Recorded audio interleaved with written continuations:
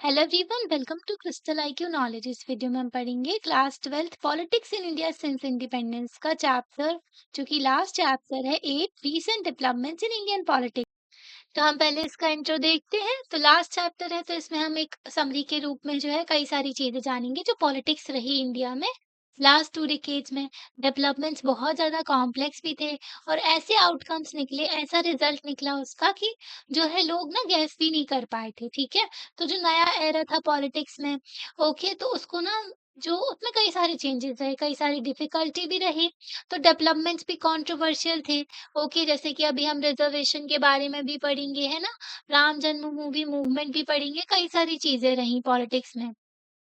तो ना कई सारे इवेंट्स हुए थे। तो हम इस चैप्टर में पढ़ेंगे कि उसका जो है इम्पैक्ट क्या होता है, जो कोएलिशन पॉलिटिक्स रही ना हमारी डेमोक्रेसी में, उसका मंडलाइजेशन क्या है। ओके, जो रिजर्वेशन दिया गया था 27% ओबीसीज को। ओके, तो इसके बारे में हम देखेंगे, है ना। और फिर उसके बाद में लेगेसी क्या रही, राम जन्म मूवी भूमि जो मूवमेंट है। ओके, तो इसमें अभी जो राम जी का टेम्पल बनाया गया अयोध्या में, है ना, तो इसका जो बैकग्राउंड हम समझ पाएंगे। जो नई पॉलिसी निकल के आई, जो कंसेंसस था, तो इसके बारे में भी जानेंगे। ये चैप्टर जो है आपको, इसमें आपको इन क्वेश्चंस के आंसर नहीं मिलेंगे, हाँ, पर आप समझ पाओगे, इतनी इन्फॉर्मेशन आपको मिल जाएगी कि आप क्वेश्चन आंसर अपने आप से पूछ सकते हो। और जो आप पूरी बुक जो आपने पढ़ी है, डिफरेंट चैप्टर्स पढ़े हैं, तो उसके थ्रू भी आप समझ सकते हो, है ना। तो हम अवॉइड नहीं कर सकते इन क्वेश्चंस को, क्योंकि ये वो जो है, हम इनको अवॉइड नहीं कर सकते, है ना, क्योंकि जस्ट ये पॉलिटिकली सेंसिटिव है, तो इनके बारे में बात ना करें, ऐसा नहीं हो सकता, है ना। तो ये पॉलिटिक्स का भी पार्ट रहे, तो इन चीजों के बारे में जानेंगे। अप्स एंड डाउन्स आए पॉलिटिकल पार्टीज में 1990s में, है ना। तो ये कार्टून दिखाया है, रोलर कोस्टर राइड चल रही है। ओके, तो यहाँ पर अभी देखते हैं recent developments in Indian politics. तो 1990 से हम जानेंगे।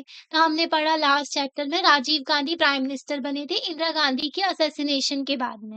1984 में ऑपरेशन ब्लू स्टार चलाया गया था, है ना, अमृतसर टेम्पल में। उसके बाद में जो है इंदिरा गांधी की डेथ हो गई थी, है ना। तो कांग्रेस में ना मैसिव विक्ट्री देखने को मिली लोकसभा इलेक्शन में, जब 1984 में ही इलेक्शन कंडक्ट करवाई गई थी। ओके, तो 1980s, तो उसके बाद से ना 5 डेवलपमेंट देखने को मिले, जो कि लॉन्ग लास्टिंग, बहुत ही लंबे तरीके से जिसका इम्पैक्ट रहा पॉलिटिक्स में। फर्स्ट जो क्रूशियल डेवलपमेंट देखने को मिला, बहुत ही इंपॉर्टेंट, जो कि defeat of the Congress party in the election, जो कि 1989 का इलेक्शन हुआ था। तो 1989 के इलेक्शन में पार्टी हार गई, जो कांग्रेस थी। पार्टी जो है, उनको जो है 415 सीट मिली थी लोकसभा में 1984 में, इतनी सारी सीट्स मिली थी। और जो नेक्स्ट 5 साल बाद जो इलेक्शन कंडक्ट करवाया गया, उसमें सिर्फ 197 सीट्स मिली। कांग्रेस जो है, उनकी परफॉर्मेंस इंप्रूव हुई थी और फिर वो फिर से पावर में आए थे मिड टर्म इलेक्शन में 1991 में। ठीक है, तो पहले ये जो है कांग्रेस का राइज हुआ, फिर डिक्लाइन हो गया, फिर दोबारा से जो है ये उठ के आए और फिर जीते 1991 के इलेक्शन। बट इलेक्शन जो 1989 का था, तो इसको ना पॉलिटिकल साइंटिस्ट कहते हैं, कांग्रेस सिस्टम का जो है उसका एंड हो गया है। ठीक है, तो कांग्रेस सिस्टम का एंड भी कहते हैं, क्योंकि 1989 में जो है 197 सीट्स बस रही है ना, बहुत ही कम हो गई थी इनकी। तो कांग्रेस जो है फिर भी एक इम्पोर्टेंट पार्टी रही, क्योंकि सब लोग इसके बारे में जानते भी थे और कंट्री में इतने सालों तक रूल भी किया था ना। तो बट जो है इनकी जो एक सेंट्रलिटी थी ना, जो ये लोग इंजॉय करते थे, वो कम हो गई थी, है ना। अब लोग भी एक ही पार्टी को थोड़ी ना हमेशा जो वोट देते रहेंगे। ओके, तो ये देखो, अमूल जो है हमेशा जो कार्टून रिलीज करते हैं अपने, तो कांग्रेस लेस गवर्नमेंट हो गई थी। सेकंड डेवलपमेंट देखने को मिला कि राइज ऑफ मंडल इशू, एक और पॉलिटिक्स में नया डेवलपमेंट निकल के आया। अब आई रिजर्वेशन की पॉलिटिक्स खेलना शुरू कर दी थी जो हमारे पॉलिटिशियंस थे उन्होंने। तो जो है इलेक्शन जो हुआ, न्यू फ्रंट जो गवर्नमेंट आई 1919 में, तो इन ये ना इलेक्शन की जो इन्होंने मतलब कि इम्प्लीमेंट की थी रिकमेंडेशन मंडल कमीशन की, जॉब्स में जो है रिजर्वेशन देंगे सेंट्रल गवर्नमेंट, ठीक है, अदर बैकवर्ड क्लासेस को। तो इसकी वजह से इनकी गवर्नमेंट टिक गई थी, है ना, क्योंकि इन्होंने रिजर्वेशन का जो मुद्दा बना लिया था। इसकी वजह से जो है वॉयलेंट एंटी मंडल प्रोटेस्ट भी हुआ था, कई सारे जो हमारे देश की अलग-अलग जगह पर एंटी मंडल प्रोटेस्ट हुआ था। ओके, तो ये मंडल इश्यू क्या है? डिस्प्यूट निकल के आया था, सपोर्टर्स जो है और अपोनेंट है ओबीसी रिजर्वेशन रिजर्वेशन। कई लोग जो है रिजर्वेशन को एकदम अपोज करते हैं और कई लोग जो है सपोर्ट करते हैं। ओके, तो इसके भी प्रोज एंड कॉन्स हैं। अगर इसको इफेक्टिवली यूटिलाइज किया जाए तो बहुत अच्छा है, वरना तो पॉलिटिक्स के लिए खेला ही जाता है रिजर्वेशन, है ना? जो कि आजकल देखिए तो वोट्स के लिए रिजर्वेशन दिया जाता है और सुप्रीम कोर्ट फिर बाद में आते हैं और फिर बोलते हैं ये इनको ऐसा नहीं दे सकते आप रिजर्वेशन, है ना? तो मंडल इशू जो है निकल के आता है, बहुत ही इंपॉर्टेंट रोल निकल के आया है इसका 1989 में। और जो है मंडल कमीशन सेटअप किया गया था। तो इनका बहुत ही इंपॉर्टेंट रोल निकल के आया है ना, जो कि हिस्ट्री शेप कर दी फिर इन्होंने। ओके, थर्ड जो चीज़ हमको, पहला तो हमने देखा कांग्रेस जो है हार गई, ठीक है? डिफीट हो गया उनका। और फिर उसके बाद में सेकंड देखा हमने मंडल इश्यू। थर्ड जो है इकोनॉमिक क्राइसिस हो गए थे कंट्री में, ठीक है? तो इकोनॉमिक पॉलिसी जो है वेरियस गवर्नमेंट्स की टुक रेडिकली डिफरेंट टर्न, एकदम अलग ही टर्न हो गया। पहले ना हमारे देश में जो है एकदम गवर्नमेंट के कंट्रोल में सब कुछ होता था। 1991 में एलपीजी रिफॉर्म किए गए थे, तो बहुत सारी चीज़ें चेंज हो गई थी। प्राइवेटाइज़ेशन इंक्रीज़ हो गया था हमारे देश में और बाहर की कंपनीज़ आने लगी थी। ओके, तो इनिशियल जो स्ट्रक्चरल एडजस्टमेंट प्रोग्राम लेकर के आया गया, जिसको न्यू इकोनॉमिक रिफॉर्म भी कह सकते हो आप, जो कि राजीव गांधी ने स्टार्ट किया था। और चेंजेस जो फर्स्ट हमको सबसे ज़्यादा देखने को मिले 1991 में। ओके, तो इससे पूरा चेंज हो गया इंडियन इकोनॉमी का, जो पहले एकदम स्टेट सेंट्रिक थी, गवर्नमेंट का कंट्रोल हुआ करता था। अब गवर्नमेंट का बहुत कम रोल हो गया था, मिक्स्ड इकोनॉमी हो गई। मतलब प्राइवेट पार्टिसिपेशन इंक्रीज हो गया था। इन पॉलिसीज जो है क्रिटिसाइज भी किया गया, कई सारे मूवमेंट्स भी और ऑर्गेनाइजेशन भी की गई थी। ओके, तो बट वेरियस गवर्नमेंट जब पावर में आई तो इन्होंने इन पॉलिसीज को कंटिन्यू भी रखा। ओके, तो ये इशू निकल के आया था। फोर्थ इशू था राम जन्मभूमि का, ठीक है? तो कई लोग क्लेम करते थे कि ये जो है मस्जिद जो है वहां पर बननी चाहिए, कुछ लोग कहते थे कि राम जी का टेम्पल बनना चाहिए, है ना? तो सेंचुरीज ओल्ड बहुत ही पुराना ये इशू निकल के आया था। पॉलिटिकल डिस्प्यूट था राम जन्मभूमि टेम्पल का अयोध्या में। ओके, तो इसकी वजह से पॉलिटिक्स बहुत इन्फ्लुएंस हुई थी और कई सारे पॉलिटिकल चेंजेस भी देखने को मिले थे। राम जन्मभूमि टेम्पल मूवमेंट जो चला था, सेंट्रल इश्यू था जिसने ट्रांसफॉर्म्ड कर दिया था, जो डायरेक्शन था ना सेक्युलरिज्म एंड डेमोक्रेसी, तो जो हम उसका डायरेक्शन था ना उसको भी बदल दिया था। चेंजेस जो है इसकी वजह से कंस्ट्रक्शन हुआ बाद में टेम्पल जो अयोध्या में, सुप्रीम कोर्ट का डिसीजन आया, उन्होंने कॉन्स्टिट्यूशनल बेंच सेटअप की गई थी 90 नवंबर 9 में। Okay, places of worship act भी लेकर के आए थे 1991 में, ताकि ऐसा कोई मुद्दा दोबारा से ना बने, क्योंकि ना पहले के जो रूलर्स हुआ करते थे, तो मुगल में भी एक्सट्रीम रूलर्स थे, तो उन्होंने मंदिर को तोड़ करके टेम्पल्स को तोड़ करके मस्जिद बनाई थी।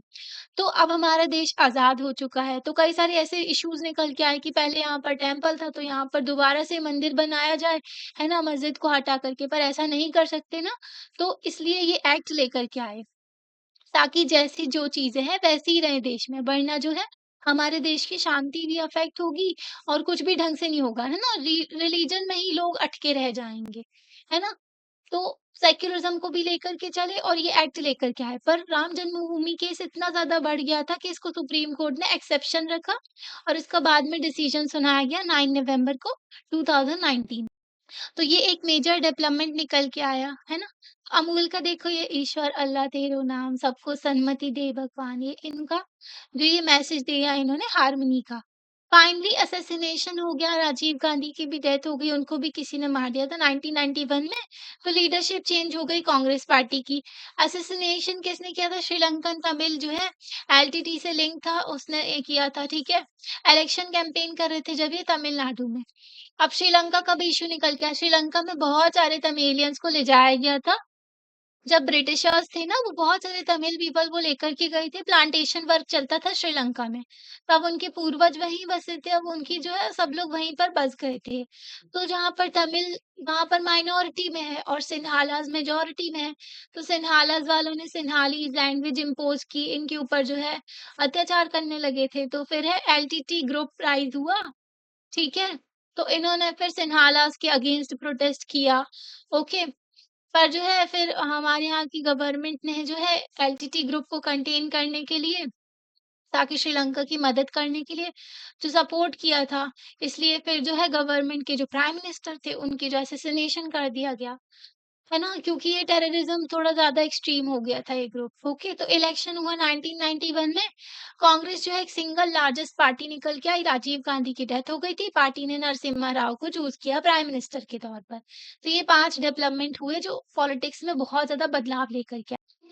पहला हमने देखा कांग्रेस का डिफीट हो गया, है ना? कांग्रेस हार गई थी। फिर हमने देखा मंडल इश्यू, है ना?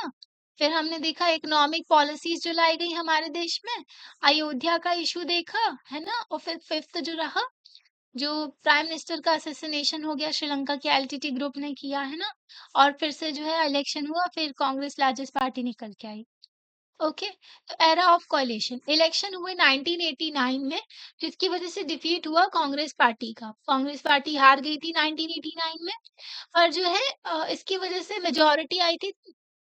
मेजॉरिटी नहीं आई थी किसी भी पार्टी की। मतलब जो है किसी भी पार्टी को मेजॉरिटी वोट नहीं मिले थे, थोड़े-थोड़े वोट सारी पार्टीज़ को मिल गए थे। कांग्रेस जो थी लार्जेस्ट पार्टी थी लोकसभा में, बट इनके पास में कोई मेजॉरिटी नहीं थी। ओके, तो इन्होंने डिसाइड किया कि ये जो है अपोज़िशन में रहेंगे। क्या होता है ना कि हमारे लोकसभा में 543 सीट्स हैं। अब जिसको भी जो मेजॉरिटी में होता है ना, मतलब जिस पार्टी के भी सबसे ज़्यादा एमपीज़ होंगे, ओके, हर एमपी तो किसी न किसी पॉलिटिकल पार्टी से बिलॉन्ग करता है, कुछ जो होते हैं इंडिपेंडेंट भी होते हैं, है ना? तो जो इसमें 272 जो प्लस सीट्स चाहिए ताकि आपकी गवर्नमेंट बन सके, है ना? तो कांग्रेस पार्टी को बहुत कम सीट्स मिली थी। ओके, तो इनकी जो है ये अपोज़िशन में बैठ गए थे। नेशनल फ्रंट जो थी, इन्होंने अलायंस बनाई, जो एक पार्टी ने दूसरी पार्टी के साथ में जो है गठबंधन किया और फिर जो है इन्होंने अपनी गवर्नमेंट बनाई, ओके। तो बीजेपी एंड लेफ्ट फ्रंट जो है इनका सपोर्ट रहा, ठीक है, नेशनल फ्रंट का, बीजेपी का, लेफ्ट फ्रंट का। तो नेशनल फ्रंट ने फॉर्म की coalition government, BJP and left front ने उनको ज्वाइन नहीं किया था, ओके, पर जो है इनकी कोalition गवर्नमेंट बन गई। ओके, तो डिक्लाइन हुआ, कांग्रेस का डिफीट हो गई थी कांग्रेस जो है, तो इसमें समझ में आया कि एंड हो गया, अब जो कांग्रेस का डोमिनेंस चला आ रहा था इंडियन पार्टी सिस्टम में। तो क्या आपको याद है जो हमने डिस्कशन किया था रिस्टोरेशन ऑफ कांग्रेस सिस्टम जो चैप्टर था उसमें? तो उसमें ना लास्ट 60s में देखें तो डोमिनेंस जो था कांग्रेस पार्टी का चैलेंज हुआ था, बहुत ज़्यादा चैलेंजेस देखने को मिले थे। कांग्रेस जो है under the leadership of Indira Gandhi जो है उन्होंने मैनेज किया था, री-एस्टैब्लिश किया था, अपनी पोजीशन फिर से इंक्रीज़ की थी, है ना? तो पहले पीक पे था, फिर डिक्लाइन हुआ, ऐसे चलता गया उनका, है ना? तो 90s में हमने देखने को मिला दोबारा से चैलेंज, फिर से कांग्रेस की पोजीशन जो है डिक्लाइन हो गई थी। ओके, तो इसका मतलब ये नहीं है कि एक सिंगल पार्टी, बहुत टाइम लगा था एक सिंगल पार्टी, बीजेपी जो है 2014 के बाद से अगर देखें तो लार्जेस्ट सिंगल पार्टी निकल के आई जो चैलेंज की कांग्रेस को, है ना? तो एक सिंगल पार्टी का इमरजेंस भी बहुत टाइम लेता है। तो अलग-अलग छोटी-छोटी पॉलिटिकल पार्टीज थी, वो गठबंधन करके सरकार चला रही थी। तो बिगन हुआ मल्टी पार्टी सिस्टम देखने को मिला एरा हमारे देश में। तो large number of political parties, कई सारी पॉलिटिकल पार्टीज थी जिन्होंने इलेक्शन में पार्ट लिया। उनके एमपी जो उनके कैंडिडेट्स खड़े हुए थे इलेक्शन में। हमारी पार्लियामेंट पार्लियामेंट जो है हमेशा रिप्रेजेंटेटिव रही है। कई सारी पॉलिटिकल पार्टीज जो हैं उसमें उसके जो एमपीज एमएलए होते हैं, है ना? एमएलए मतलब कि स्टेट में, और एमपी जो कि पार्लियामेंट में, है ना? तो 1989 के बाद से जो है इमर्जेंस देखने को मिला, कई सारी पॉलिटिकल पार्टीज़ आई, 1 और 2 पार्टीज़ जो हैं, तो मतलब कि थोड़े-थोड़े हर पॉलिटिकल पार्टी को थोड़े-थोड़े वोट्स मिल रहे थे। तो एक पॉलिटिकल पार्टी को सारे वोट्स नहीं मिले थे। इसका मतलब ये था कि कोई भी सिंगल पार्टी जो है उनके पास में मेजॉरिटी सीट्स नहीं थी लोकसभा के इलेक्शन में सिंस 1989 से, है ना? टिल मतलब 1989 से लेकर के 2014 तक जो है कोई भी ऐसी सिंगल पार्टी नहीं थी जिसको मेजॉरिटी मिली हो पूरी तरीके से। तो इसकी वजह से एरा ऑफ कोalition निकल के आया है ना, कोalition का टाइम पीरियड चला, यहाँ पर गठबंधन वाली सरकार चल रही थी। तो रीजनल पॉलिटिकल पार्टी ने बहुत ही इंपॉर्टेंट रोल प्ले किया, पर्टिकुलर रीजन की पॉलिटिकल पार्टी जो थी, तो उन्होंने रूलिंग अलायंस बनाई। 2014 से 2019 के इलेक्शन लोकसभा के रहे, तो यहाँ पर बीजेपी को जो है क्लियर मेजॉरिटी लेकर के आई है। ठीक है, दूसरा टर्म भी इनका सही रहा, पर तीसरे टर्म में जो है इनकी जो है सीट्स कम हो गई। तो अभी भी कोalition की सरकार चल रही है। तो अलायंस पॉलिटिक्स, तो 90s में ना हमने देखा emergence of powerful political parties and movement जो रिप्रेजेंट कर रहा था दलित एंड बैकवर्ड क्लासेस को, बैकवर्ड कास्ट को, जो कि अदर बैकवर्ड और ओबीसी कह सकते हो आप। ओके, तो कई सारी पॉलिटिकल पार्टीज रीजन को भी रिप्रेजेंट कर रही थी। ये जो पॉलिटिकल पार्टी थी बहुत ही इंपॉर्टेंट रोल प्ले कर रही थी, ठीक है, यूनाइटेड फ्रंट गवर्नमेंट में जो कि पावर में आई थी 1996 में। यूनाइटेड फ्रंट जो है सिमिलर कह सकते हो नेशनल फ्रंट से 1989 का, जिसमें जनता दल सेवरल अलग जो दूसरी रीजनल पार्टी थी उन सबको मिलाकर के बनी थी। इस टाइम पर देखें तो बीजेपी ने सपोर्ट नहीं किया था गवर्नमेंट को, यूनाइटेड फ्रंट गवर्नमेंट थी उसको सपोर्ट मिला था कांग्रेस का। तो इससे हमको देखने को मिलता है एकदम अनस्टेबल पॉलिटिकल इक्वेशन देखने को मिली थी। 1989 में जो है लेफ्ट और बीजेपी तो लेफ्ट जो फ्रंट थे और जो बीजेपी थे उन्होंने सपोर्ट किया नेशनल फ्रंट गवर्नमेंट का, क्योंकि वो चाहते थे कि कांग्रेस जो है पावर में ना आए। ओके, 1999 में 1996 में लेफ्ट ने कंटिन्यू सपोर्ट किया नॉन कांग्रेस गवर्नमेंट का, बट इस टाइम पर कांग्रेस को सपोर्ट किया। तो इस बार जो है लेफ्ट और कांग्रेस हाथ मिला करके बीजेपी को पावर से आउट करना चाहते थे। देख रहे हो, पहले लेफ्ट और कांग्रेस मिल गए, ठीक है, फिर लेफ्ट और बीजेपी मिल गए, फिर से लेफ्ट और कांग्रेस मिल गए। तो यही चल रहा है, ठीक है। तो पॉलिटिकल पार्टीज है यही करती रहती हैं। तो ये सक्सीड नहीं हुए ज़्यादा टाइम तक, बीजेपी ने कंटिन्यू कंसोलिडेट किया अपनी पोजीशन और बढ़ाते गए इलेक्शन में 1991 में, 1996 में, और इमर्ज हुई लार्जेस्ट पार्टी 1996 के इलेक्शन में। इनको इनवाइट किया गया गवर्नमेंट फॉर्म करने के लिए। अदर पार्टीज जो अपोज कर रही थी पॉलिसीज को, और जो है फिर बीजेपी गवर्नमेंट जो है उनको मेजोरिटी नहीं मिली लोकसभा में। फाइनली जो है पावर तो कोalition गवर्नमेंट चला कर के ये पावर में आए थे 1998 में, 1999 में, फिर से री-इलेक्ट हुए 1999 में, ठीक है। अटल बिहारी वाजपेयी एक बहुत ही सुलझे हुए प्राइम मिनिस्टर माने जाते हैं, क्योंकि ये कोalition गवर्नमेंट को चला लिए थे इन्होंने। कोई जो है पर्सन नहीं चला पाता है कोalition गवर्नमेंट को। ड्यूरिंग टाइम इनके टाइम पीरियड में एनडीए गवर्नमेंट और गवर्नमेंट जो फॉर्म की गई थी 1999 में, इन्होंने पूरा टर्म अपना कंप्लीट किया। तो यहाँ पर देखो कार्टून से रिप्रेजेंट किया जाता है 1971 में। इन्होंने 1971 में ये सिंगल पार्टी को जो लेकर के चल रही थी इंदिरा गांधी, 1999 में देखे तो इतने सारे लोगों को लेकर के चल रहे थे, ठीक है। तो अटल बिहारी वाजपेयी है ना। तो इलेक्शन हुए 1989 के, तो लॉन्ग फेज ऑफ कोalition पॉलिटिक्स देखने को मिली, शुरू हो गई थी इंडिया में, है ना। तो कोalition पॉलिटिक्स का एरा देखने को मिला।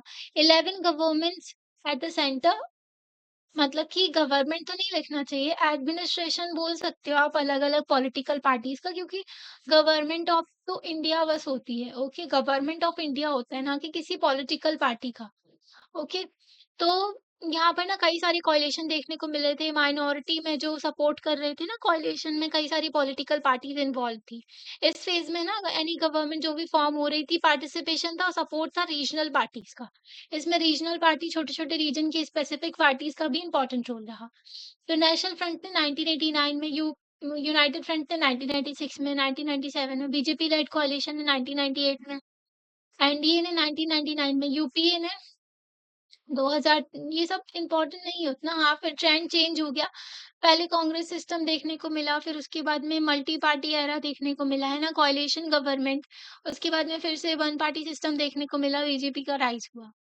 तो इसको अब हम कनेक्ट करते हैं जो भी अभी तक हम पढ़े। एरा जो था कोalition गवर्नमेंट का, ये लॉन्ग टर्म ट्रेंड देखने को मिले, जिससे रिजल्ट का साइलेंट चेंजेस देखने को मिले जो कि हो रहे थे, ओके। तो लास्ट जो हमने चैप्टर 2 में पढ़ा था, कांग्रेस जो है पार्टी अपने आप में ही कोalition थी, जिसमें डिफरेंट इंटरेस्ट के लोग, डिफरेंट आइडियोलॉजी के लोग, डिफरेंट ग्रुप्स के लोग, सब लोग इन्वॉल्व थे। ओके, तो इससे राइज़ हुआ था, इसी से जो टर्म मिला था कांग्रेस सिस्टम। तो सेंट्रल गवर्नमेंट 1989 से यहाँ पर रिप्रेजेंट किया हुआ है चार्ट। बीपी सिंह का रहा टर्म, ठीक है। इनकी गवर्नमेंट मंडल कमीशन जो कि 27% रिजर्वेशन दिया गया था ओबीसीज को, उसकी वजह से इनकी गवर्नमेंट चल गई थी थोड़ी-सी। ओके, फिर इसके बाद में जो है इनकी गवर्नमेंट आई चंद्रशेखर की।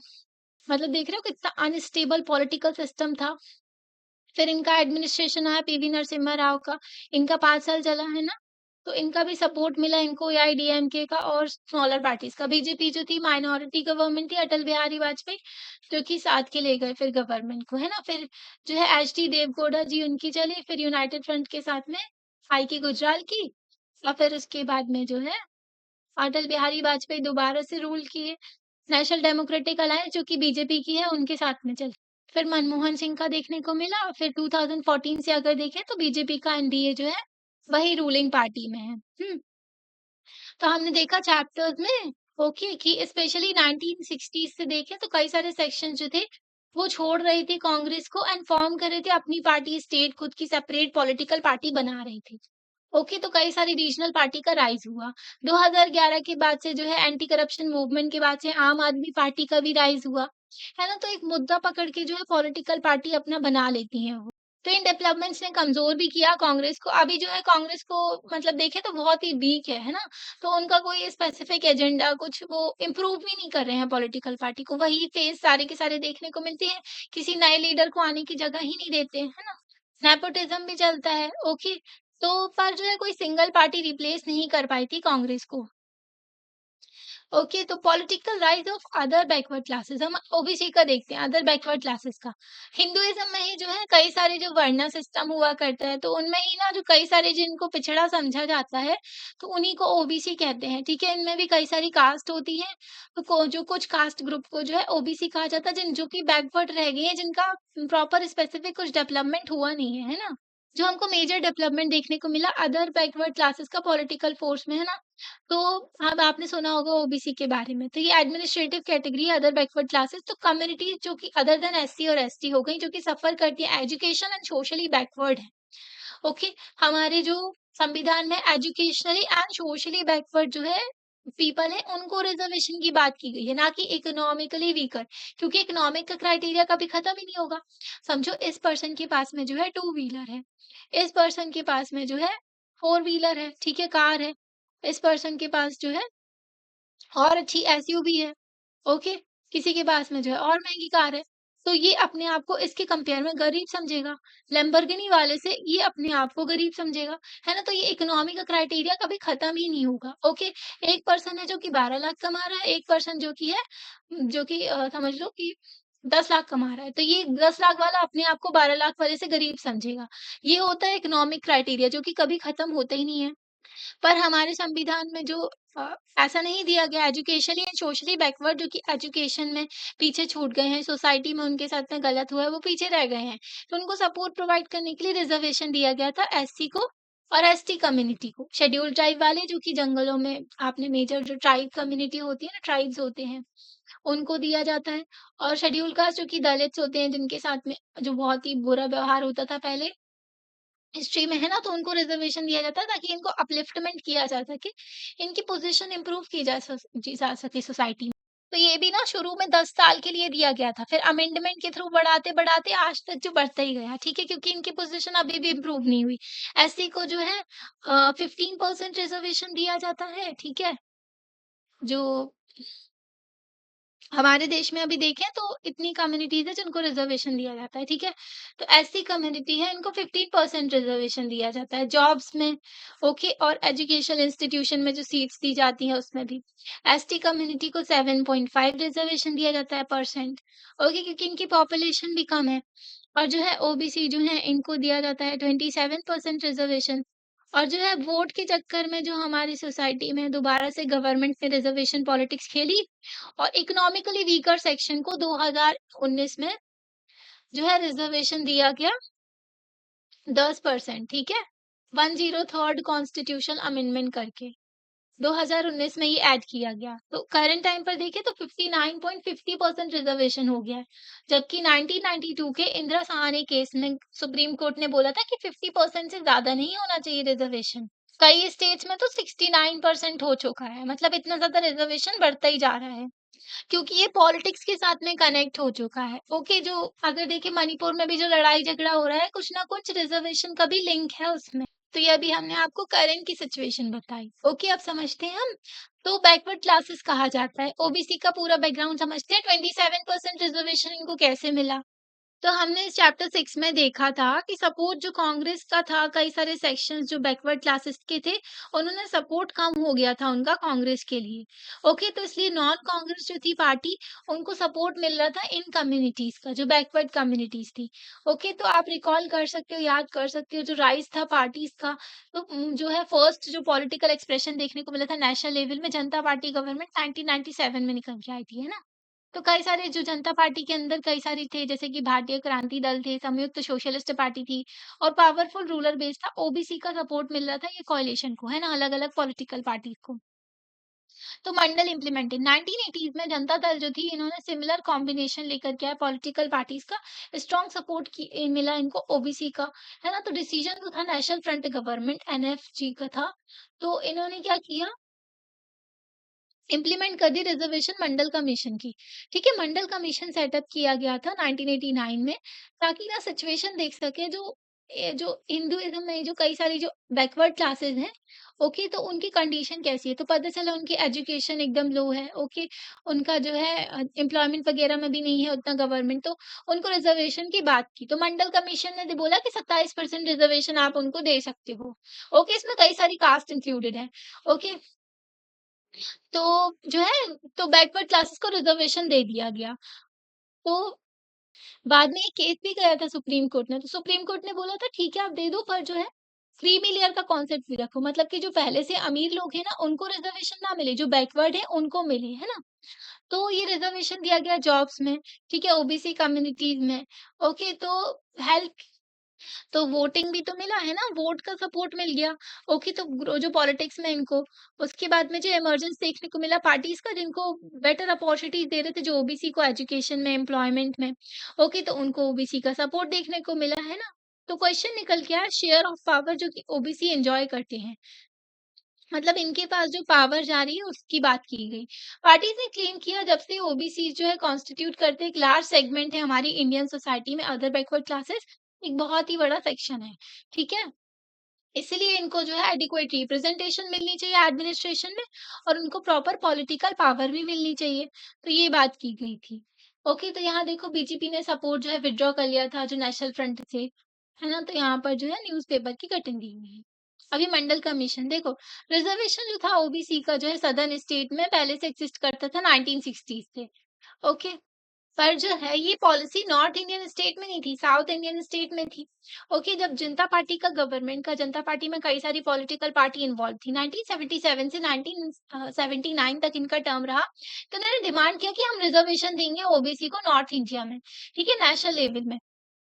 तो कर्पूरी ठाकुर जो थे उस टाइम के चीफ मिनिस्टर बिहार के, तो इन्होंने इस डायरेक्शन में अपना जो है सपोर्ट दिया। ओके, गवर्नमेंट जो थी इंट्रोड्यूस किया उन्होंने नई पॉलिसी लेकर के आए रिजर्वेशन की ओबीसी के लिए बिहार में।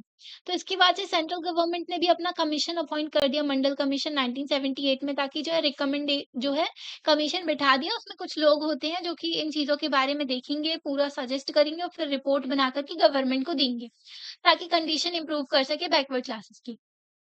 तो सेकंड टाइम जो है इंडिपेंडेंस के बाद से जो है गवर्नमेंट ने अपॉइंट किया ऐसा कमीशन, देयरफॉर जो है second backward classes commission appoint किया गया। फर्स्ट बैकवर्ड क्लासेस कमीशन के जो हेड थे वो थे काका केलकर जो थे, वो हेड थे शायद, और जो सेकंड बैकवर्ड क्लासेस के मंडल जो डीपी मंडल हेड थे, ठीक है, सॉरी, विंदेश्वरी जो प्रसाद मंडल थे, ठीक है, चेयरपर्सन थे इसके।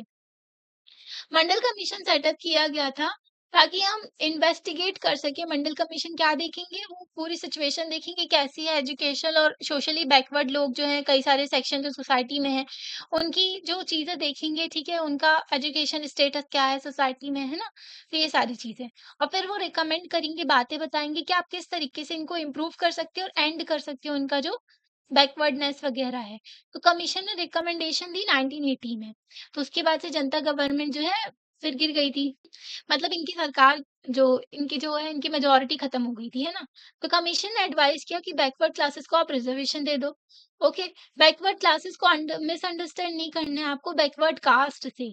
ओके, कई क्योंकि ना कई सारी कास्ट है और अदर बैक जो शेड्यूल कास्ट से अलग जो दूसरी कास्ट है ना, उनको ट्रीट किया गया है। मतलब वर्ण सिस्टम में ना शेड्यूल कास्ट को तो अलग से ट्रीट करते थे वो लोग, है ना? और बाकी जो और भी कास्ट ऐसी हैं जिनको लो तरीके से ट्रीट किया जाता है कास्ट हायरार्की में, तो उनको रिजर्वेशन देने की बात की गई थी। कमीशन जो है उन्होंने प्रॉपर सर्वे किया, है ना? उनको पता लगा कि बैकवर्ड क्लासेस जो है उनको बहुत ही कम प्रेजेंस है एजुकेशन इंस्टीट्यूशन में और एम्प्लॉयमेंट वगैरह में, जॉब वगैरह में, पब्लिक सर्विसेज में। उन्होंने रिकमेंड किया कि 27% सीट्स दे दो आप एजुकेशन इंस्टीट्यूशन में और गवर्नमेंट जॉब्स में। मंडल कमीशन जो है उन्होंने कई सारी रिकमेंडेशन दी, जैसे कि लैंड रिफॉर्म करो ताकि इम्प्रूव कर सके कंडीशन ओबीसीज की। अगस्त 1990 में नेशनल फ्रंट गवर्नमेंट जो थी, नेशनल फ्रंट जो एडमिनिस्ट्रेशन था, उन्होंने इम्प्लीमेंट किया रिकमेंडेशन मंडल कमीशन की। तभी इनकी गवर्नमेंट चल गई थी क्योंकि उन्होंने रिजर्वेशन दे दिया था। ओके, क्योंकि रिजर्वेशन पॉलिटिक्स के साथ में कनेक्ट हो गया है। तो सेंट्रल गवर्नमेंट जो है इन्होंने इम्प्लीमेंट की। डिसीजन जो है इसकी वज़ह से कई सारे प्रोटेस्ट भी हुए जो अपोज़ कर रहे थे इसका नॉर्थ इंडिया में। तो डिसीजन को चैलेंज भी किया गया, सुप्रीम कोर्ट में भी चैलेंज किया कि ऐसे कैसे कर सकते हैं, है ना? तो इंदिरा साहानी केस जो अभी हमने आपको बताया था 1992 में जो है सुप्रीम कोर्ट ने रूलिंग दी कि ठीक है, आप इसको गवर्नमेंट जो है रिज़र्वेशन लेकर के चल सकती हैं। पर जो है कई सारी रिकमेंडेशन भी दी थी। सुप्रीम कोर्ट ने भी डिसीजन दिया था कि 50% जो है कैप होनी चाहिए, 50% से ज़्यादा रिज़र्वेशन नहीं बढ़ना चाहिए। ओके, क्योंकि रिज़र्वेशन बहुत बढ़ गया था। और 10% की बात की गई, सॉरी 10% नहीं, क्रीमी लेयर की बात की गई कि क्रीमी लेयर को एक्सक्लूड करो, जो कि अमीर लोग हैं उनको क्यों रिज़र्वेशन देना, है ना? क्योंकि ओबीसी में भी कई सारे जो कास्ट आती हैं जिनमें जो है लोग अमीर भी हैं, ठीक है? उनको कोई ज़रूरत नहीं है रिज़र्वेशन की।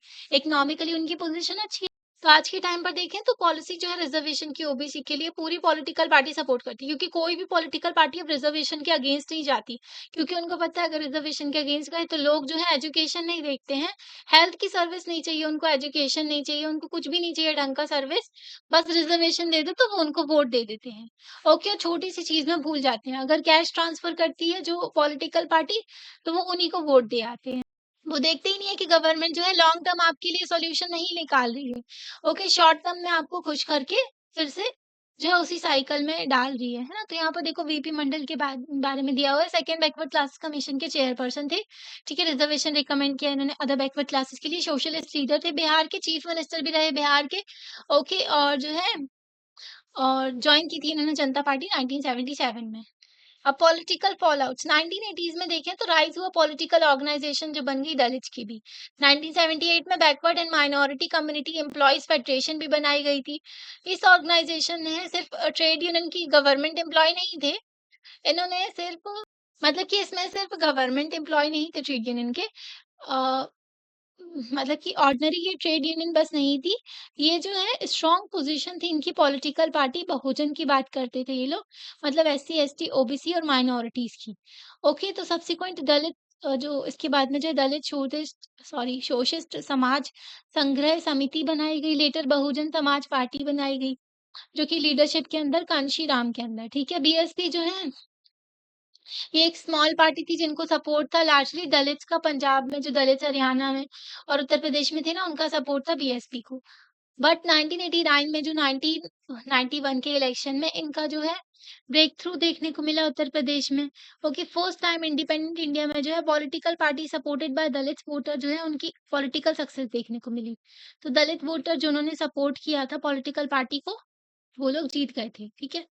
तो ना इनफैक्ट जो बीएसपी का देखें कांशीराम लीडरशिप के अंदर, तो यहाँ पर सब पॉलिटिक्स की ही बात कर रहे हैं कि फिर पॉलिटिक्स लेकर के चले, इनको पता चला, कॉन्फिडेंस आया कि बहुजन जो कि एससी, एसटी, ओबीसी में आते हैं, रिलीजियस माइनॉरिटीज जो हैं, इनकी मेजॉरिटी ऑफ द पॉपुलेशन में आती है, तो इनको लेकर के चलो, इनके वोट लो, इनको लुभाओ, ठीक है? ताकि जो है वोट मिल जाए और फिर पावर में आ जाए। उसके बाद से देखें तो बीएसपी जो है एक मेजर पॉलिटिकल पार्टी निकल के आई स्टेट में।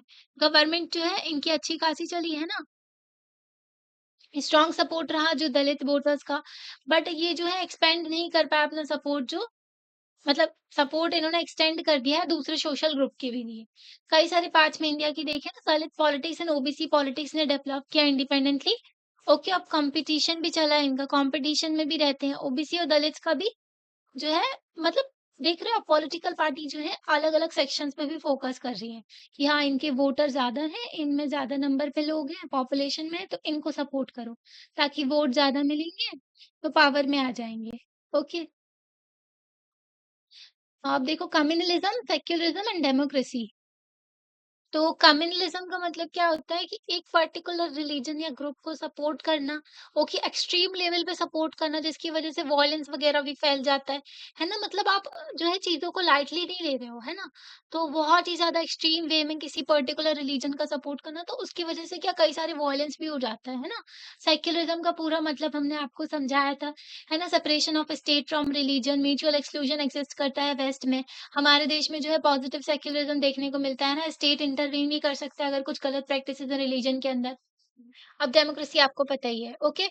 तो लॉन्ग टर्म डेवलपमेंट देखने को मिला इस टाइम पर कि जो पॉलिटिक्स निकल के आई रिलीजियस आइडेंटिटी के बेस पे। अभी हमने देखा दलित्स को इंक्लूड किया उन्होंने, ओबीसी को टारगेट किया, है ना? तो इन सब ग्रुप को इंक्लूड किया पॉलिटिक्स में, इनके वोटर को जो है, जो वोटर्स को लुभाया कि हमको वोट्स मिल जाए, है ना? रिजर्वेशन का मुद्दा उठाया। अब देखो यहाँ पर रिलीजियस आइडेंटिटी पे भी फोकस करने लगे ये लोग, है ना? और अभी प्रेजेंट लेवल पे देखो ना तो वुमेन पे फोकस कर रहे हैं, जो कैश ट्रांसफर करते हैं ताकि वोट मिल जाए। जो औरतें हैं ना तो उनको हर स्कीम हर स्टेट में देखो तो वो जो लाडली बहना और मुख्यमंत्री जो जो ऐसी ना स्कीम्स दी जा रही हैं ताकि पैसे बांटे जा रहे हैं विमेंस को। ओके, दिल्ली में देखो तो फ्री फ्री मेट्रो वगैरह ये सारी चीजें, ये सब चीजें अच्छी हैं पर आपको लॉन्ग टर्म चीजों पे भी फोकस करना चाहिए। सेफ्टी एंड सिक्योरिटी इंक्रीज करो, एजुकेशन ज्यादा इंप्रूव करो, है ना? हेल्थ पे ज्यादा फोकस करो, उनकी स्किल डेवलपमेंट करो ताकि लोग जो है अपने पैरों पे खड़े हो पाए, है ना? तो ये चीज़ें करनी चाहिए, सेफ्टी एंड सिक्योरिटी इंश्योर करो ताकि जो है किसी वुमेन के साथ में कुछ गलत ना हो, है ना? किसी लड़की के साथ में कोई गलत ना हो क्योंकि सोसाइटी बहुत अनसेफ होती जा रही है। तो इन चीज़ों पे कोई पॉलिटिकल पार्टी बात नहीं करती है। ओके, तो डिबेट देखने को मिला सेक्युलरिज़्म एंड डेमोक्रेसी का। हमने चैप्टर 6 में देखा था कि इमरजेंसी के बाद में भारतीय जनता संघ जो है, ये मर्ज हो गए थे जनता पार्टी में। तो जनता पार्टी के फॉल के बाद में जो है तो इनसे ना निकल गए थे, ब्रेकअप हो गया था जो पहले के जो जनसंघ वाले थे जिनमें जॉइन हुए थे, जनसंघ जो है जुड़ गया था भारतीय जनता पार्टी में 1980 में। इनिशियली बीजेपी ने अडॉप्ट किया था, ब्रॉड पॉलिटिकल प्लेटफॉर्म लेकर के चल रहे थे जनसंघ के साथ में, जनसंघ से ज़्यादा। ओके, और बीजेपी ने एम्ब्रेस किया था गांधीइज़्म एंड सोशलिज्म को लेकर के चलेंगे। ओके, मतलब कि Gandhi and socialism, sorry, Gandhi and socialism लेकर के चलेंगे along with cultural nationalism as ideology. तो सोशलिज्म में क्या होता है, गवर्नमेंट सब कुछ कंट्रोल करती है। गांधी जी की आइडियोलॉजी छोटी-छोटी इंडस्ट्री सेटअप करो, है ना? पीसफुली लेकर के चलो, ओके सपोर्ट करो जो वीकर सेक्शन है उनको। तो इन सारी चीज़ों पे फोकस किया जा रहा था। पर इनको उतनी सक्सेस नहीं मिली इलेक्शन में 1984 में। 1986 में देखें पार्टी जो है फिर से एम्फसिस किया इन्होंने नेशनलिज्म पे, नेशनलिज्म को अपनी आइडियोलॉजी बनाई, है ना? बीजेपी ने परस्यू किया politics of Hindutva for political mobilisation. तो पॉलिटिक्स में मतलब जिस चीज से इनको वोट मिले वो करने तैयार होती हैं पॉलिटिकल पार्टीज, है ना? तो हिंदुत्व जो था पॉलिसी को पॉपुलराइज किया विनायक दामोदर सावरकर, वीडी सावरकर ने, जिन्होंने वीडी सावरकर ही हैं जिन्होंने 1987 को सॉरी 19 सॉरी 1857 को फर्स्ट वॉर ऑफ इंडिपेंडेंस कहा था। ओके, तो नेशनहुड किस तौर पे लेकर के चलेंगे, हिंदुत्व की आइडियोलॉजी को लेकर के चले। इसका मतलब था कि इंडियन जो है उनको एक्सेप्ट करना होगा, इंडिया जो है फादरलैंड है, पितृ प्रभु रहा है एंड होली लैंड भी रहा है, पुण्य भू मतलब कि पुण्य भूमि रहा है हमारा देश, है ना? और फादरलैंड भी रहा। तो इन सब आइडियोलॉजी को लेकर के चल रहे हैं। बेसिकली ना लोगों को मोबिलाइज़ करना, लोगों को अपनी बातों में ढालना ताकि वो वोट दें इनको आकर के, यही बिलीव होता है पॉलिटिकल पार्टी का, चाहे कोई भी पॉलिटिकल पार्टी हो। बिलीवर्स जो थे हिंदुइज्म के ये आर्ग्यू करते थे कि स्ट्रॉन्ग नेशन जो है तभी बिल्ड हो सकता है जब यूनाइटेड नेशनल कल्चर होगा। ओके, कुछ लोग बहुत ही ज़्यादा एक्सट्रीम आइडियोलॉजी के भी होते हैं। ओके, तो ये बिलीव करते थे इंडिया के केस में कि हिंदुत्व जो है बेस प्रोवाइड करेगा। ओके, 2 डेवलपमेंट्स देखने को मिले 1986 से सेंट्रल जो पॉलिटिक्स में बीजेपी के फर्स्ट जो था शाह बानो केस गया था सुप्रीम कोर्ट में 1985 में। इस केस में ना 62 जो 62 साल की एक औरत थी, डाइवोर्स मुस्लिम विमेन थी जिन्होंने केस फाइल किया था ताकि उनको मेंटेनेंस मिल सके फॉर्मर हस्बैंड से। ठीक है? जो मुस्लिम्स में ना कई सारे ऐसे लॉज़ जो होते हैं वुमेन्स के साथ में बहुत अन्याय वाले हैं, है ना? जैसे कि जो है वुमेन को जो है 3 तलाक बोल करके तलाक दे देते हैं, है ना? फिर उसकी लाइफ़ का क्या, उनको प्रॉपर्टी का जो हक नहीं मिलता है, ओके? उनको जो है मेंटेनेंस वगैरह नहीं दिया जाता है। और जो कई सारी जो शादियाँ की जाती हैं, है ना? कई सारी जो शादियाँ हो जाती हैं उनमें पॉलीगैमी प्रेवलेंट रहती है। तो ये कई सारी गलत प्रैक्टिसेज़ हैं। ओके, तो जिसकी वज़ह से वुमेन्स के राइट वायलेशन होते हैं। तो ऐसे ही एक जो महिला थी वो जो सुप्रीम कोर्ट में गई थी ताकि उनको मेंटेनेंस मिल सके। सुप्रीम कोर्ट ने रूल किया शाह बानो केस में कि जो ऑर्थोडॉक्स मुस्लिम जो हैं सुप्रीम कोर्ट के ऑर्डर को मतलब सुप्रीम कोर्ट ने ऑर्डर किया था कि इनको जो है फ़ेवर में ऑर्डर किया था कि शाहबूना को हाँ मेंटेनेंस देना चाहिए। ओके, तो ऑर्थोडॉक्स जो पुराने जो सोच वाले जो जिनमें ऑर्थोडॉक्स जो कुछ होते हैं ना ग्रुप्स सोसाइटी में, तो वो मुस्लिम्स में जो ग्रुप थे, तो उनको लगा कि सुप्रीम कोर्ट जो है इंटरफेयर कर रहा है उनके पर्सनल लॉज़ में। अब इसमें क्या पर्सनल है ना, किसी वुमेन के आप अधिकारों का वायलेशन कर रहे हो, तो हमारे देश में तो वैसे भी सेक्युलरिज़्म है कि आप अगर कुछ गलत करते हो तो इंटरवीन कर सकती है गवर्नमेंट। ओके, तो on the demand of some Muslim leaders की डिमांड में गवर्नमेंट ने ने पास किया Muslim women protection of rights on divorce act 1986 में ये एक्ट लाया गया, जिसमें नलिफाई कर दिया गया था सुप्रीम कोर्ट के जजमेंट को। ओके, मतलब गवर्नमेंट देखो, ये रिलीजियस ग्रुप के लीडर्स के दबाव में आकर के लोगों के अधिकारों से वॉयलेट किया, ऐसा कानून लेकर के आ गए, जिसमें विमेन्स की राइट्स के प्रोटेक्शन नहीं हो रहा है। तो इस एक्शन की वजह से गवर्नमेंट जो है, अपोज किया गया गवर्नमेंट को, कई सारी विमेन्स ऑर्गेनाइजेशन में, कई सारे मुस्लिम्स ग्रुप में भी, और कई सारे इंटेलेक्चुअल्स ने भी। ओके, तो गवर्नमेंट कभी कभी प्रेशर में आकर के ऐसे गलत फैसले भी ले लेती हैं। उनको गवर्नमेंट को वुमेन के राइट को प्रोटेक्ट करना चाहिए था, उनको इन सब चीज़ों से राहत दिलानी चाहिए थी, है ना? उनको सपोर्ट करना चाहिए था रेदर देन अगेंस्ट में एक्ट लेकर के आ गए, है ना? तो सुप्रीम कोर्ट के डिसीजन के अगेंस्ट चले गए थे। बीजेपी ने क्रिटिसाइज़ किया था इस एक्शन को, कांग्रेस के गवर्नमेंट जो कांग्रेस थी उस टाइम पर पावर में, तो बोला कि ये जो है आप अपीज़ कर रहे हो, मतलब लोगों को ना बहलाने की कोशिश कर रही थी ये माइनॉरिटी कम्युनिटी। वोट के लिए जो है भूल गए कि वुमेन्स के राइट भी कुछ होते हैं, है ना? तो ये इश्यू निकल के आया था। बाद में जो है ट्रिपल तलाक वगैरह का जो है इश्यू था, तो उसको बैन किया गया, है ना? तो ये चीज़ें भी थी।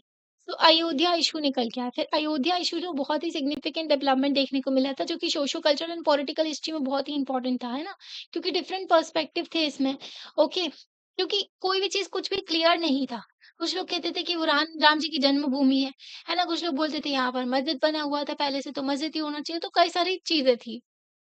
ओके, इसकी वजह से बहुत सारे जो हैं दंगे-फ़साद भी हो गए थे। कुछ लोग बोलते थे श्री राम की जन्मभूमि है वो, ओके, और लीगल ओनरशिप भी लगाते थे लोग कुछ, तो सिग्निफिकेंस देखने को मिला। अयोध्या जो राम जन्मभूमि साइट थी, तो जज ने जो है 500 साल पुरानी हिस्ट्री को देखा गया 1528 से, जिसमें कई सारे कॉन्फ्लिक्ट हुए थे, डॉक्यूमेंटेड थे लखनऊ लखनऊ, बाराबंकी बाराबंकी एंड फैजाबाद डिस्ट्रिक्ट गेजेटियर में। मतलब यहाँ पे डॉक्यूमेंट्स भी मिले थे, तो कॉन्फ्लिक्ट के बारे में इसमें लिखा हुआ था। ठीक है, 3 डोम की स्ट्रक्चर थी जो कि बनाई गई थी। ठीक है, जो राम राम जी की बर्थ प्लेस थी वहाँ पर 1528 में। बट ये स्ट्रक्चर जो है, मतलब कि वहाँ पर मस्जिद बनी हुई थी, जो स्ट्रक्चर बना हुआ था, ठीक है?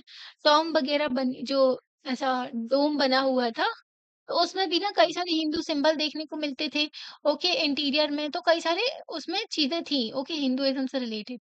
तो अयोध्या राम जन्मभूमि इश्यू इससे जुड़ गया था नेशनल प्राइड से, ओके, एंशिएंट सिविलाइज़ेशन से जुड़ गया था कि हमारे पहले के जो पूर्वज रहा करते थे। ओवर द इयर्स तो कई सालों तक ये चलता रहा, लीगल बैटल बन गई थी, एक कोर्ट में पहुँच गई थी ये चीज़ें। ओके, इन स्ट्रक्चर को सील कर दिया गया था 1949 में, ताकि कोर्ट की प्रोसीडिंग होगी, फिर देखेंगे आगे। तो यहाँ पर क्या आपको पता है, यहाँ पर एक इम्पोर्टेंट चीज़ दी हुई है, फैक्ट दिया हुआ है कि एक बहुत ही इंटरेस्टिंग इंसिडेंट हुआ था 28 नवंबर 1958 में, सॉरी 1858 में। निहंग सिख जो थे, उन्होंने कैप्चर कर ली थी जन्मभूमि को, साइट को, वहाँ पर ना पूजा हवन परफॉर्म किया था। फिर उसके बाद में उनको ज़बरदस्ती जो है कॉलोनियल एडमिनिस्ट्रेशन ने बाहर निकाल दिया था, ब्रिटिश गवर्नमेंट ने। 1986 में अब क्या हुआ था कि थ्री डोम जो स्ट्रक्चर थी, उसमें ना, तो पहले अयोध्या को फैज़ाबाद कहा जाता था, तो वहाँ पर ना डिस्ट्रिक्ट कोर्ट ने रूल कर दिया, मतलब बोला उन्होंने, ऑर्डर दे दिया कि आप जो है अलाउ कर सकते हो, लोग वहाँ पर जो है पूजा-पाठ जो भी करने के लिए जा सकते हैं। तो इस डिस्प्यूट की वजह से जो है कई सा कई सालों तक ये डिस्प्यूट बना रहा। थ्री डोम जो स्ट्रक्चर था श्री राम के बर्थ प्लेस पे जो बना हुआ था, तो इसको तोड़ दिया गया था बाद में। मतलब टेम्पल को तोड़ने के बाद में ये बनाया गया था, लोग ऐसा कहते थे।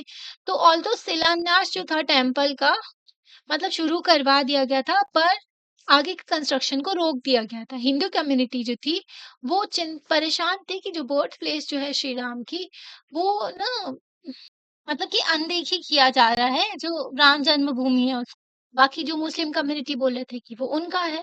ओके, तो दोनों कम्युनिटी आपस में भिड़ भी गए थे।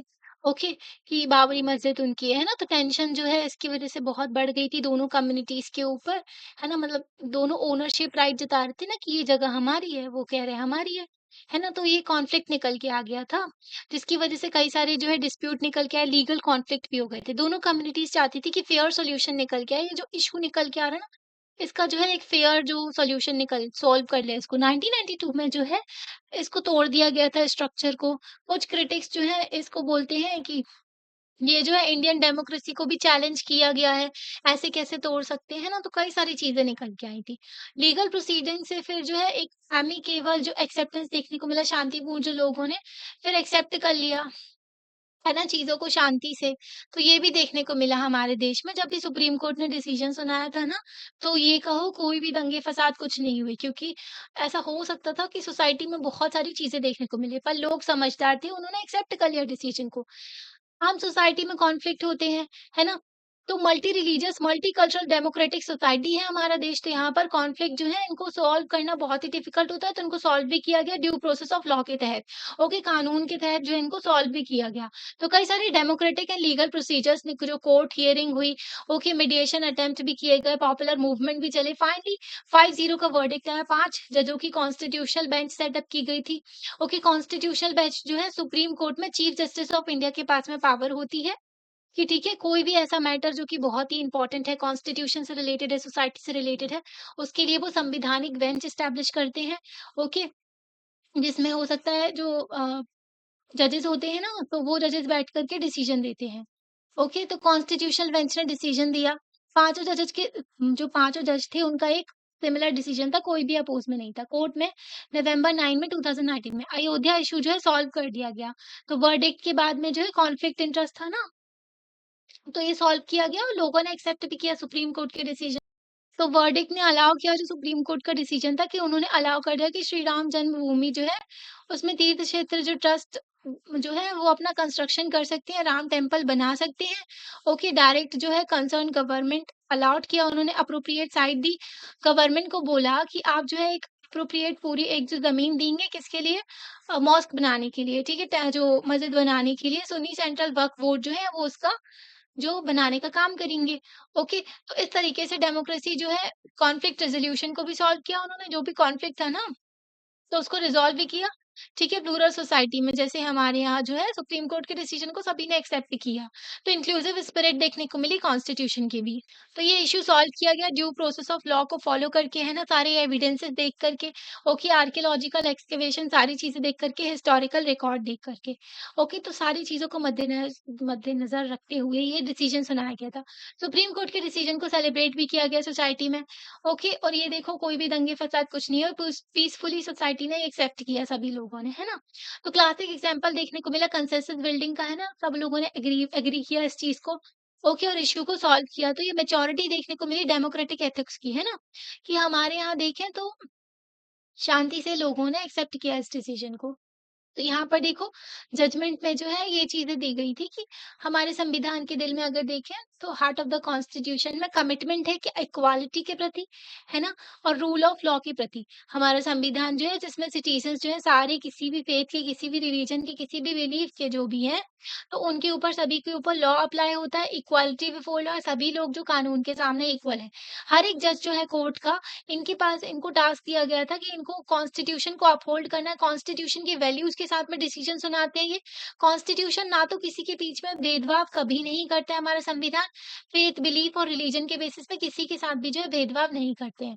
ठीक है? सारे विषय जो सारे के सारे बिलीफ, सारे के सारे जो वर्शिप है, जो प्रेयर करते हैं लोग, सभी लोग जो है इक्वल हैं सुप्रीम कोर्ट के सामने। तो यही दिया गया जजमेंट का डिटेल्स दी गई है। Emergence of a new consensus. अब 1989 में ना कई से जो समटाइम्स ना पार्ट डिक्लाइन भी देखने को मिला कांग्रेस का और बीजेपी का राइज़ भी देखने को मिला। अगर आपको समझना है ये कॉम्प्लेक्स नेचर पॉलिटिकल कॉम्पिटिशन का, तो आप ये कंपेयर कर सकते हो इलेक्टोरल परफॉर्मेंस कांग्रेस और बीजेपी की। उतनी इम्पोर्टेंट नहीं है पर देख सकते हो। ओके, रेड वाला बीजेपी है, पर्पल वाला कांग्रेस है। ओके, ये जो है ईयर्स दिए गए। कांग्रेस का देखो यहाँ राइज़ बीजेपी, फिर बीजेपी का धीरे-धीरे करके राइज़ हो रहा है। ओके, कांग्रेस का डिक्लाइन भी हुआ, राइज़ भी हुआ। ओके, तो ये चीज़ें देखने को मिली। यहाँ पर ग्राफ के थ्रू जो वोटिंग परसेंट ये सब समझाया गया। ओके, तो लोकसभा इलेक्शन 2004 से 2019 के बीच में कांग्रेस पार्टी जो है कोalition में भी आई। Okay, national democratic alliance NDA जो है वो बीजेपी के साथ में है, ठीक है? इनका अलायंस है ये। तो ये डिफीट हो गए थे, हार गई थी और नई कोalition गवर्नमेंट चलाई कांग्रेस ने, जिसको यूनाइटेड प्रोग्रेस यूपीआई कांग्रेस का है, ठीक है? यूपीए कांग्रेस का है। गवर्नमेंट जो है इनको सपोर्ट भी मिला लेफ्ट फ्रंट पार्टीज़ का। इलेक्शन जो 2004 का था इसमें पार्टी का रिवाइवल भी हुआ कांग्रेस पार्टी का। ओके, तो इंक्रीज़ हो गई इनकी सीट्स 1919 के बाद में जो है इनकी सीट्स इंक्रीज़ हुई। 2004 के इलेक्शन में जो है उतना डिफरेंस नहीं देखने को मिला कांग्रेस और बीजेपी के बीच में। ओके, कांग्रेस की जो यूपीए गवर्नमेंट थी इन्होंने कंप्लीट किया अपना जो टर्म, लेफ्ट पार्टीज़ ने विथड्रॉ भी कर लिया था सपोर्ट, फिर भी इनका चला, ठीक है?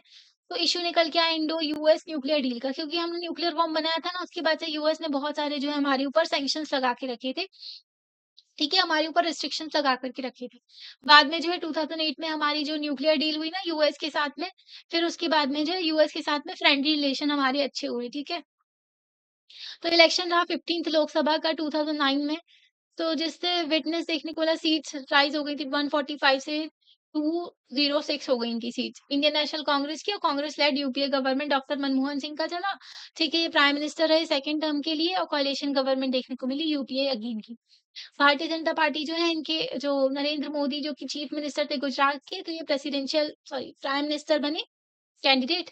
2013 में बीजेपी जो है लीडरशिप रही इनकी नरेंद्र मोदी की, इनकी मेजॉरिटी मिली 16th लोकसभा इलेक्शन में। 2014 में इनको क्लियर मेजॉरिटी मिली 282 सीट्स के साथ में, और फर्स्ट पार्टी बनी जो कि सिंगल जो पार्टी मेजॉरिटी निकल के आई इनकी, ठीक है? डिस्पाइट सिंगल पार्टी मेजॉरिटी के बाद भी बीजेपी जो है उन्होंने चूज़ किया कि एनडीए गवर्नमेंट कोalition को लेकर के चलेंगे। 2014 में जो है इनका एक वाटरशेड मूवमेंट देखने को मिला, नरेंद्र मोदी जो है गवर्नमेंट, इनका जो decision social sector, foreign policy, economic policy, तो मेजर चेंजेस अभी जो है इंडिया की पोजीशन भी अच्छी खासी राइज़ हुई है वर्ल्ड लेवल पे, है ना? हमारे फॉरेन मिनिस्टर भी इन्होंने अच्छे रखे, ओके। तो बीजेपी जो है अगेन विक्ट्री देखने को मिली, 3 सीट देखने को मिली 2019 के लोकसभा इलेक्शन में, है ना? फिर जो है 2024 में थोड़ी डिक्लाइन हो गई, तो अभी कोalition गवर्नमेंट चल रही है, ठीक है? तो रिकॉग्निशन ऑफ सॉरी कोalition पार्टी भी लेकर के चले, है ना? तो पार्टी सिस्टम जो है उसमें कई सारे चेंजेस देखने को मिले 70s के बाद में।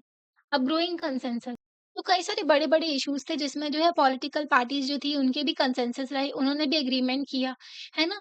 तो सीवियर कॉम्पिटिशन भी रहा, कॉन्फ्लिक्ट भी रहे, है ना? और एग्रीमेंट भी रहा सारी पॉलिटिकल पार्टीज़ का। तो हमें फर्दर कंसेंसस देखने को मिलते हैं 4 एलिमेंट, कंसेंसस में जो है 4 एलिमेंट होते हैं। फर्स्ट होता है agreement on new economic policy. कई सारे ग्रुप्स होते हैं जो कि अपोज़ करते हैं नई इकोनॉमिक पॉलिसी को। कई सारी पॉलिटिकल पार्टी होती है जो सपोर्ट करती है न्यू इकोनॉमिक पॉलिसीज़ को। इकोनॉमिक पॉलिसी जो है मेजर चेंजेस लेकर के आते हैं इकोनॉमी में। ठीक है? मतलब ऐसे ये हो सकता है गवर्नमेंट जो है मेजर सपोर्ट कर रही है प्राइवेट जो कंपनीज़ हैं उनको।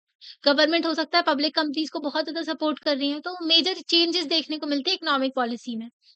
है ना? तो कई सारी पार्टीज़ जो होती हैं इन पॉलिसीज़ को मतलब ये मानती हैं पॉलिटिकल पार्टीज़ कि इन पॉलिसीज़ के थ्रू हम अपने देश को जो प्रॉस्पेरस बना सकते हैं, रिच बना सकते हैं ना? और इकोनॉमिक पावर बना सकते हैं वर्ल्ड में। सेकंड चीज़ होती है कि एक्सेप्ट करना political and social claims of the backward caste. तो बैकवर्ड कास्ट जो है उनका पॉलिटिकल क्या क्लेम्स हैं, सोसाइटी में क्या क्लेम्स हैं, तो सोशल ये सब चीज़ें देखनी पड़ती हैं। पॉलिटिकल पार्टीज़ इन चीज़ों को रिकॉग्नाइज़ भी करते हैं सोशल एंड पॉलिटिकल एम्स को बैकवर्ड कास्ट के, ठीक है? तो एज़ अ रिज़ल्ट सारी की सारी पॉलिटिकल पार्टीज़ हैं अब रिज़र्वेशन को सपोर्ट करने लगी है बैकवर्ड कास्ट के एजुकेशन एंड एम्प्लॉयमेंट में।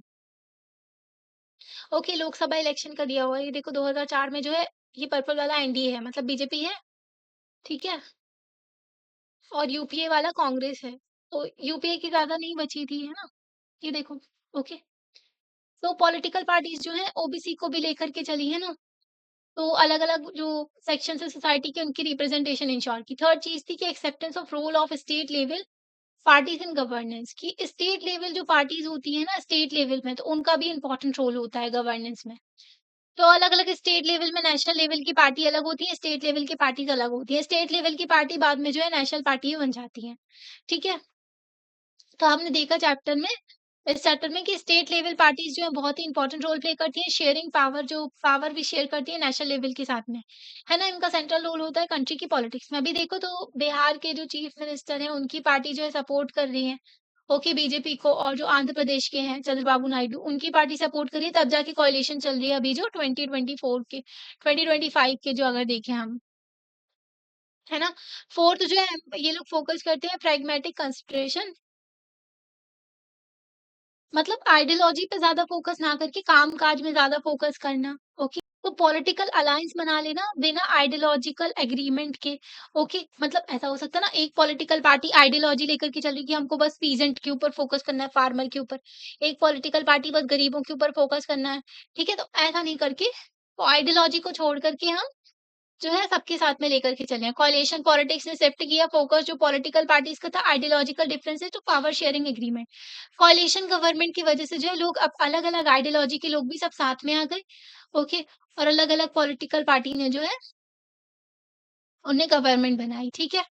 तो पावर शेयरिंग पे ध्यान दिया गया। तो मोस्ट पार्टी जैसे कि एनडीए की बात करें वो एग्री नहीं करते हैं Hindutva ideology of the BJP. मतलब कि एनडीए अलायंस है, ओके, इसमें जो है बीजेपी की आइडियोलॉजी जो कि हिंदुत्व है उसको वो एग्री नहीं करते हैं, फिर भी वो पावर में आते पावर शेयर करते हैं, ओके। तो ये सारे जो है छोटे-छोटे चेंजेस देखे हम। तो ये शेप करते हैं पॉलिटिक्स को भी आगे फ्यूचर में।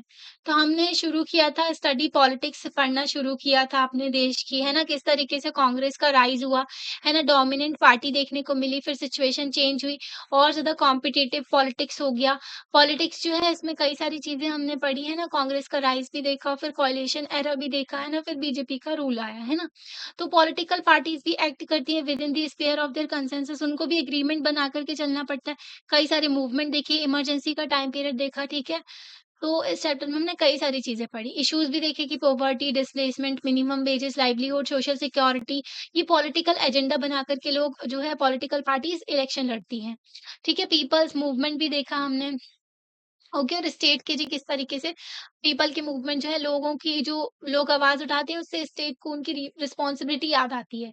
सिमिलर इशू देखा हमने जस्टिस का, डेमोक्रेसी का, जो कि लोग आवाज उठाते हैं in terms of class, caste, gender, religion, है ना? तो ये सारी चीजें भी समझी। तो हम प्रिडिक्ट नहीं कर सकते जो फ्यूचर क्या रहेगा डेमोक्रेसी का। तो हम इतना कह सकते हैं कि डेमोक्रेटिक पॉलिटिक्स हमारे देश में रहेगी इंडिया में, और ये जो आगे जो चलता रहेगा वो चैप्टर में पढ़ा हमने भी, है ना? जो कि मेंशन है चैप्टर में। ओके, तो पार्टी पोजीशन 17 लोकसभा, अब तो 18 शुरू हो गई है ना? तो यहाँ पर ये चीज़ें दी हुई हैं, ठीक है? तो बीजेपी की उस टाइम पर मेजॉरिटी थी, अब तो सीट्स कम हो गई हैं, है ना? तो दूसरी पार्टीज़ का भी कोएलिशन है। यहाँ पर आपकी बुक भी खत्म हो गई, चैप्टर भी खत्म हो गया, ओके? तो यहाँ पर देखो सारी पॉलिटिकल पार्टी की पोजीशन दी हुई 2004 से।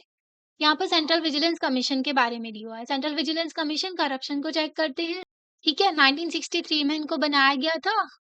ओके, तो सेंट्रल विजिलेंस कमीशन जो ये करप्शन को चेक करते हैं, जो भी करप्शन वगैरह ना हो देश में, तो इसका ध्यान रखते हैं ये, ठीक है? तो ये हो गया, और ये वोटिंग के बारे में दिया हुआ है, ठीक है? तो चैप्टर हो गया है कंप्लीट। आपको लेक्चर कैसा लगा आप लाइक करके बता सकते हो, चैनल को सब्सक्राइब भी कर सकते हो, अपने फ्रेंड्स के साथ में शेयर भी कर सकते हो। Thank you.